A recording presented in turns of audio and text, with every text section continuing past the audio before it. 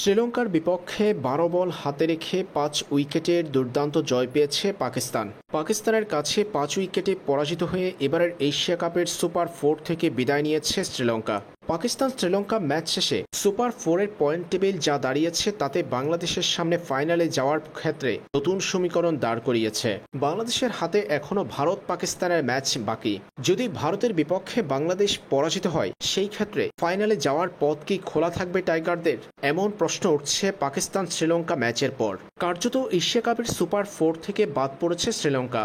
তাই যদি ভারত ফাইনালে পৌঁছে, বাংলাদেশ আর পাকিস্তান থেকে যে কোনো একটা দল উঠবে ফাইনালে। তাই এখন সুপার ৪-এর লড়াই বাংলাদেশ, ভারত এবং পাকিস্তানের। টুর্নামেন্ট থেকে বাদ পড়তে পারে ভারতও। সমীকরণ তেমন কিছুরও ইঙ্গিত দিচ্ছে। যদি বাংলাদেশ এবং শ্রীলঙ্কার বিপক্ষে পরাজিত হয় ভারত, সেই ক্ষেত্রে টুর্নামেন্ট থেকে বাদ পড়বে ভারতীয়রা। আর বাংলাদেশ যদি ভারতের কাছে হারলেও পাকিস্তানকে শেষ ম্যাচে পরাজিত করতে পারে, সেই ক্ষেত্রে ভারতকে সাথে নিয়ে বাংলাদেশ পৌঁছে যাবে ফাইনালে। অর্থাৎ ফাইনাল হবে ভারত বাংলাদেশের।